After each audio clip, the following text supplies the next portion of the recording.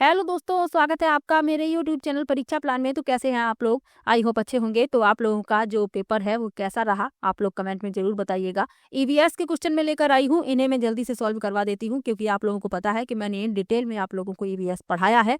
और जो क्वेश्चन आज के पेपर में पूछे गए हैं एनसीईआरटी बेस्ड हैं और सभी क्वेश्चन मैंने पढ़ाए थे। यदि आप लोगों ने वीडियो देखी है तो आपको पता होगा क्योंकि कई प्रश्न प्रीवियस ईयर से लिए गए थे और मैंने प्रीवियस ईयर के सभी क्वेश्चन सॉल्व करवा दिए थे।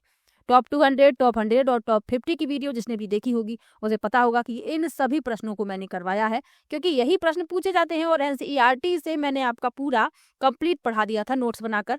तो जिसने एनसीईआरटी वाली वीडियो देखी होगी तो उसके कोई भी प्रश्न गलत नहीं हुए होंगे। तो चलिए इनके सॉल्यूशन देख लेते हैं। पहला प्रश्न दिया गया है, निपेंथिस यानी घटपर्डी के बारे में नीचे दिए गए कथनों पर विचार कीजिए। इस पौधे में पत्तियों की आकृति घड़े जैसी होती है और मुंह पर पत्ते का ढक्कन होता है। इस पौधे से एक विशेष गंध निकलती है जो कीटों को आकर्षित करती है। यह लद्दाख और रूस के शीत मरुस्थलों में पाया जाने वाला बहुत सामान्य पौधा है। और चौथा है, यह पौधा छोटे कीड़े मकोड़ों, मेढकों और चूहों तक को फंसाकर खा सकता है। जैसे ही ये जीव इस पौधे के मुंह पर पहुंचते हैं वे उसमें फंस जाते हैं और बाहर नहीं निकल पाते। तो इसमें ए सही है, बी सही है और डी सही है। यह लद्दाख में नहीं पाया जाता बल्कि यह भारत के मेघालय में पाया जाता है। तो इसमें जो आपके सही हैं ए बी डी, तीसरा विकल्प इस प्रश्न का उत्तर है। चलिए आगे बढ़ते हैं। कश्मीर में श्रीनगर के घरों के बारे में निम्नलिखित में से कौन सा कथन सही नहीं है, यानी जो गलत है वह हमें बताना है। कुछ पुराने घरों में विशेष प्रकार की खिड़कियां होती हैं जो बाहर की ओर निकली होती हैं जिन्हें डब कहते हैं। डल झील पर हाउस बोट श्रीनगर का एक मुख्य आकर्षण है। श्रीनगर में बहुत सारे परिवार डोंगा में रहते हैं जो पहाड़ी क्षेत्रों में बने हुए हैं। और चौथा है, पुराने घर पत्थर, ईंट और लकड़ी से बने हैं। तो इसमें पूछा गया है कि जो सही नहीं है तो तीसरा विकल्प इस प्रश्न का उत्तर हो जाएगा। श्रीनगर में बहुत सारे परिवार डोंगा में रहते हैं और डोंगा छोटी नाव होती है, ये पानी में तैरती है। पहाड़ी क्षेत्रों में ये नहीं बने हैं। तो इसमें तीसरा गलत है और हमसे गलत ही पूछा गया था, तो तीसरा इस प्रश्न का उत्तर हो गया। चलिए आगे बढ़ते हैं।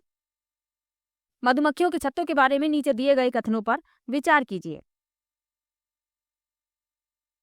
लिखा है, प्रत्येक छत्ते में एक रानी मक्खी होती है जो अंडे देती है। छत्ते में कुछ नर मक्खी होती हैं जो छत्ते का निर्माण करती हैं। छत्ते में नर मक्खियों की तुलना में मादा मक्खियों की संख्या काफी अधिक होती है। ये मादा मक्खियां श्रमिक मक्खियां होती हैं जो दिन भर काम करती हैं और बच्चे भी पालती हैं।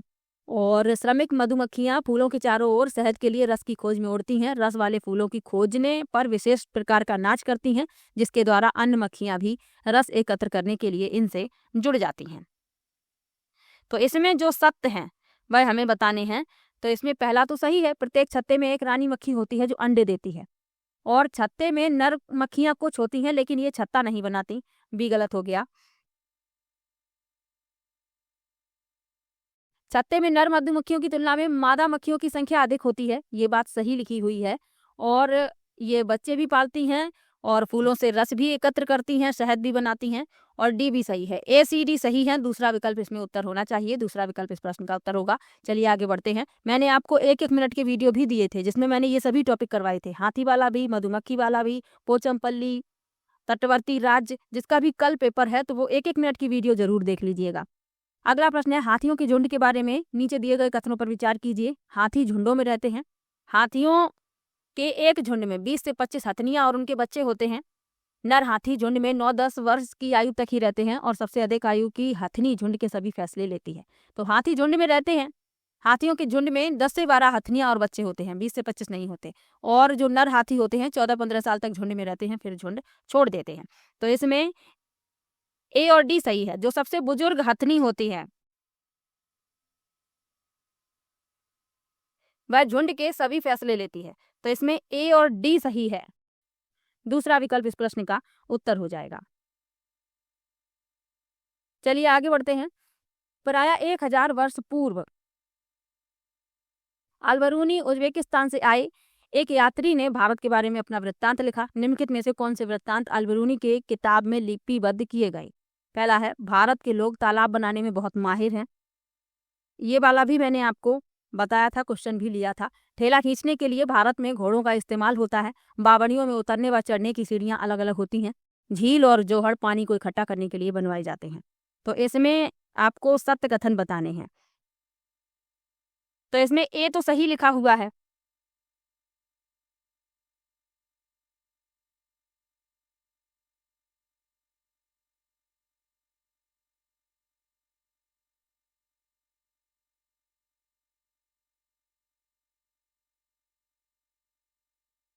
और सी भी सही लिखा हुआ है। बावड़ियों में उतरने व चढ़ने की सीढ़ियाँ अलग-अलग होती थी।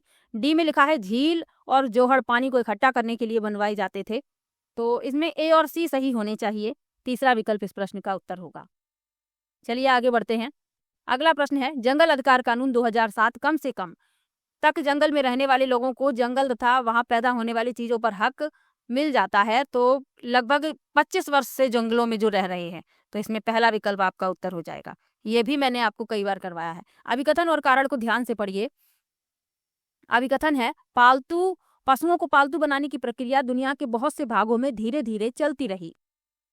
और कारण है, सबसे पहले पालतू बनाए गए जानवरों में भेड़ एवं बकरी आते हैं।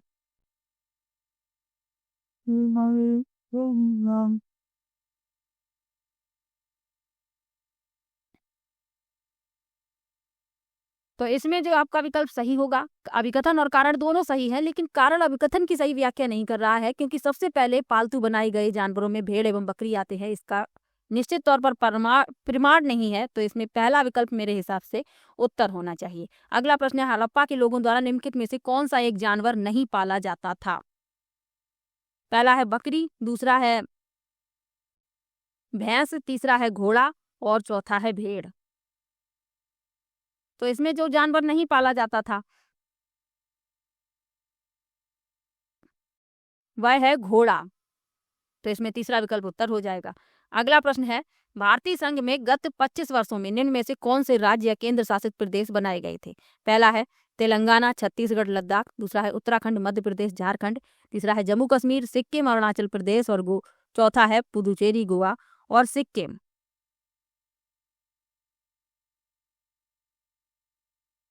तो इसमें जो आपका विकल्प सही है, पहला तेलंगाना, छत्तीसगढ़, लद्दाख। चलिए आगे बढ़ते हैं। अपने आपने मशहूर ओलंपिक खिलाड़ी कड़म मल्लेश्वरी का नाम जरूर सुना होगा। अंतर्राष्ट्रीय मुकाबलों में वह कौन सा खेल खेलती हैं? तो आप सभी लोगों को पता है, वेट लिफ्टिंग का खेल। दूसरा विकल्प इसमें सही हो जाएगा, भारोत्तोलन। अगला प्रश्न है, मधुबनी पेंटिंग तथा उसके उत्पत्ति क्षेत्र से संबंधित निम्नलिखित कथनों में से कौन सा कथन सही है? लिखा है, बिहार के मिथिला क्षेत्र में ब्रश और नीले रंग का प्रयोग करके ये पेंटिंग जमीन पर बनाए जाते हैं। दूसरा है, ये पेंटिंग मुख्य रूप से मुगल कला एवं संस्कृति से प्रभावित है। तीसरा है, इस पेंटिंग की उत्पत्ति बिहार के मिथिला क्षेत्र में हुई है। ये पेंटिंग पीसे हुए चावल के रंगीन घोल में रंग मिलाकर बनाए जाते हैं। तो यही हो गया इस प्रश्न का उत्तर, तीसरा विकल्प। चलिए आगे बढ़ते हैं। अभिकथन और कारण को ध्यान से पढ़ें। घरों की सतह की गोबर और मिट्टी के घोल से लिपाई की जाती है। गोबर घर के अंदर तापमान को नियंत्रित करता है तथा कीड़ों को घर से दूर रखता है। तो ए और आर इसमें दोनों ही सही हैं। आर ए की सही व्याख्या भी कर रहा है। तो इसमें आपका चौथा विकल्प उत्तर हो जाएगा।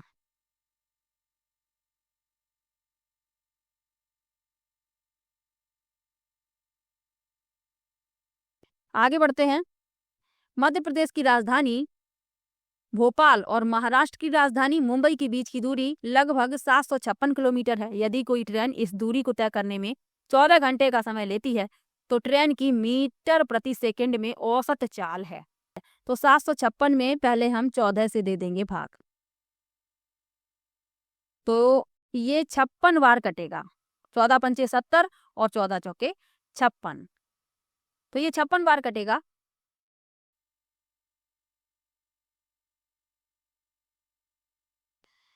तो हमें औसत चाल बतानी है मीटर प्रति सेकंड में। तो 756 दूरी है, हम इसमें भाग दे देंगे 14 से, जो हमें समय दिया गया है। तो 14 पंचे हो जाएगा 70 और 14 चौके 56, 54 मिला। हमें बताना मीटर प्रति सेकंड में है, तो हम 5/18 से गुणा कर देंगे। ये 18 से 54 3 बार कट जाएगा और 5 दिया 15, यानी 15 मीटर प्रति सेकंड। पहला विकल्प इसमें आपका उत्तर हो जाएगा। चलिए आगे बढ़ते हैं। घरों की निम्नलिखित विशिष्टताओं पर विचार कीजिए। लकड़ी के फर्श और लकड़ी की समतल छतें, निचली सतह में कोई खिड़की नहीं, यह मंजिल जानवरों और आवश्यक सामान को रखने के लिए है। ढालू छत व जमीन के ऊपर उठे पत्थर के खम्भों पर बने घर, और डी लिखा हुआ है, पत्थर, गारा और चूने से बनी मोटी दीवारें।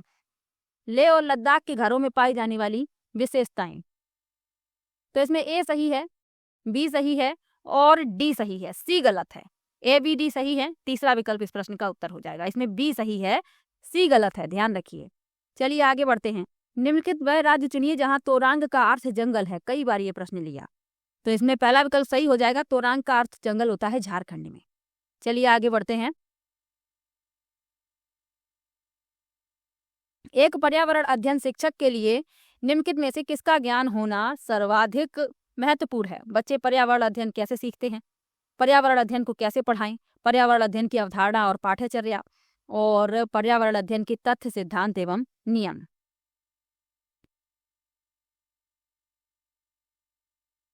तो बच्चे पर्यावरण अध्ययन कैसे सीखते हैं? शिक्षक को उसी के अनुसार सिखाना है। तो इसमें आपका पहला विकल्प उत्तर हो जाएगा। अगला प्रश्न है, हार्लीन ने अपने शिक्षक से पूछा, गुलाब में कांटे क्यों होते हैं? एक पर्यावरण अध्ययन शिक्षक का शिक्षण शास्त्र इस जिज्ञासा के प्रति क्या होना चाहिए? पहला है, उसे बताएं कि सभी गुलाबों में कांटे नहीं होते। दूसरा है, उसे खोजने के लिए कहें कि किन पौधों में कांटे होते हैं। तीसरा है, उसे जानवर जो कांटे लगे और बगैर कांटे लगे पौधों को चबाते हैं उनका परीक्षण करने को कहें। और चौथा है, उसे बताएं कि गुलाब में कांटे उसे जानवर से बचाने के लिए होते हैं। तो इसमें जो आपका विकल्प सही है, इसमें तीसरा विकल्प सही होगा। उसे जानवर जो कांटे लगे और बगैर कांटे लगे पौधों को चबाते हैं उनका परीक्षण करने के लिए कहें। तीसरा विकल्प इसमें सही होना चाहिए। चलिए आगे बढ़ते हैं। 78 नंबर का प्रश्न है, कक्षा 4 की ईसा ने शिक्षक से पूछा कि गाय अंडे क्यों नहीं देती? अगर आप ईसा के शिक्षक हैं तो आपकी सर्वाधिक उपयुक्त प्रक्रिया क्या होगी? तो एक कहानी है एनसीईआरटी में कान कान में, उसमें ये सब बताया गया है। तो पहला विकल्प उत्तर हो जाएगा, उससे कहें जिन जानवरों के कान दिखाई देते हैं, जिनके कान दिखाई नहीं देते उनका संबंध जोड़ें, जो जानवर अंडे देते हैं और बच्चों को जन्म देते हैं। चलिए आगे बढ़ते हैं। एनसीईआरटी बेस्ड सभी क्वेश्चन पूछे गए हैं। एक पर्यावरण अध्ययन शिक्षक शिक्षण और अधिगम कौशल के रूप में कहानी का प्रयोग करना चाहता है, इस हेतु निम्नलिखित में सर्वाधिक उपयुक्त क्या होगा? तो संदर्भित कहानियां, लोक कथाएं और विद्यार्थियों द्वारा लिखी गई कहानियां। ABC सही होगा, तीसरा विकल्प उत्तर हो जाएगा। अगला प्रश्न, शिक्षक ने विद्यार्थियों से जानवर का एक चित्र बनाने को कहा। पूनम ने एक जानवर का चित्र बनाया जिसमें विभिन्न जानवरों के शरीर के भागों को प्रदर्शित किया गया। शिक्षक को क्या करना चाहिए? पूनम को बेतुका जानवर बनाने के लिए डांटें, तो डांटना तो आपको बिल्कुल भी नहीं है। पूनम से पूछें कि उसने विभिन्न जानवरों के भाग क्यों बनाए, ये तो पूछना जरूरी है।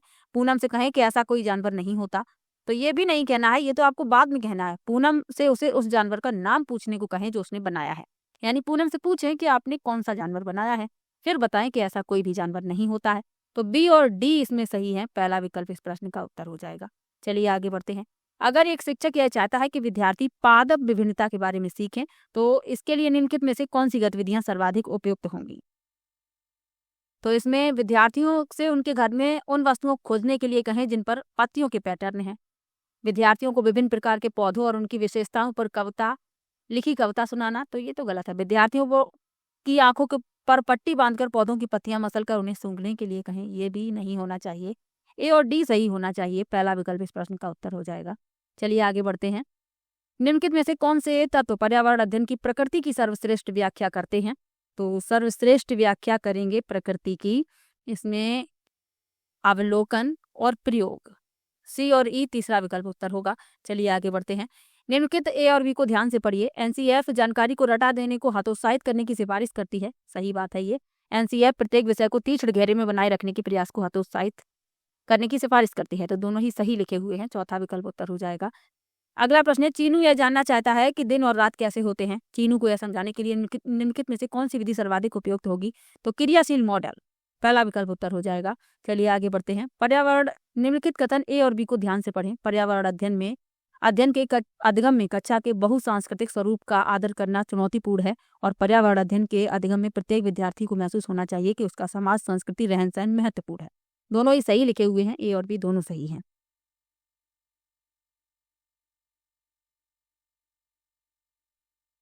चलिए आगे बढ़ते हैं। 86 नंबर का प्रश्न है, पर्यावरण अध्ययन के शिक्षक अपनी कक्षा में चर्चा का प्रयोग करते हैं क्योंकि चर्चा में बच्चों में सामाजिक अंतःक्रिया का विकास करती है। चर्चा बच्चों में सामाजिक अंतःक्रिया का विकास करती है। चर्चा वास्तविक और सार्थकपूर्ण अधिगम में मदद करती है। ज्ञान का सार्थक निर्माण तब होता है जब विचारों को साझा किया जाता है, और चर्चा संवेगात्मक रूप से संतुलित बच्चों के लिए उपयुक्त है। तो इसमें जो सही होंगे वह आपको बताने हैं। तो इसमें ABC सही है, पहला विकल्प इस प्रश्न का उत्तर हो जाएगा। चलिए आगे बढ़ते हैं। एक पर्यावरण अध्ययन का शिक्षक अपनी कक्षा 3 के बच्चों को विद्यालय के बगीचे में जाने को कहता है और उनसे विभिन्न प्रकार की पत्तियों को इकट्ठा करने के लिए कहता है। निम्नलिखित में से किस प्रक्रिया कौशल को शिक्षक बच्चों में विकसित करना चाहता है? तो इसमें जो आपका विकल्प होगा वह होगा चौथा, अवलोकन और वर्गीकरण। इसके आगे के प्रश्न जो हैं इस पीडीएफ में नहीं है, 3 प्रश्न हैं तो मैंने उनको टाइप कर लिया है, उनको भी सॉल्व करवा देती हूँ। पीडीएफ में 87 नंबर तक प्रश्न थे। 88 नंबर का प्रश्न है, स्तंभ ए और स्तंभ बी का मिलान कीजिए। तो सहपाठी आकलन, आकलन की तकनीक, ए का चौथा होगा जिसमें वही उत्तर हो गया, तो दूसरा विकल्प उत्तर हो गया। बी का इसमें पहले से मिला देंगे, सी का दूसरे से मिला देंगे और डी का तीसरे से मिला देंगे। चलिए आगे बढ़ते हैं। पर्यावरण अध्ययन सीखने के बारे में निम्नलिखित में से कौन से कथन सही हैं? तो बच्चे सीखने के लिए स्वाभाविक जिज्ञासु हैं, बिल्कुल सही बात है। बच्चे सीखने में निष्क्रिय प्राप्त करता है, ये तो गलत लिखा है। बच्चों को सीखने के लिए शिक्षक की आवश्यकता होती है, तो हर जगह शिक्षक मौजूद नहीं होता। बच्चे अपने अनुभवों से भी सीखते हैं, खेल खेल में भी सीखते हैं। तो ए और डी इसमें सही है, यानी कि दूसरा विकल्प आपका उत्तर हो जाएगा। और अगला प्रश्न है, आखिरी प्रश्न, निम्नलिखित में से कौन से घटक पर्यावरण अध्ययन के अर्थ की सर्वश्रेष्ठ व्याख्या करते हैं? तो इसमें अवलोकन, प्रश्न पूछना और प्रयोग, BCD सही है, तीसरा विकल्प उत्तर हो जाएगा। तो ईवीएस के जो क्वेश्चन थे उनको मैंने सॉल्व करवा दिया है। जिनका भी कल पेपर है वो ईवीएस की NCERT बेस्ड वीडियो एक बार जरूर देख लें, उनको बहुत हेल्प मिलेगी। 3 वीडियो हैं, क्लास 3rd, 4th और 5th। मैंने एक एक किताब को एक ही वीडियो में कंप्लीट पढ़ा दिया है, नोट्स बनाकर पढ़ाया है। थोड़ा समय निकाल कर यदि आप देख लेंगे तो आपका NCERT बेस्ड कोई भी क्वेश्चन गलत नहीं होगा। चलिए मिलते हैं नेक्स्ट वीडियो में, तब तक के लिए बाय बाय।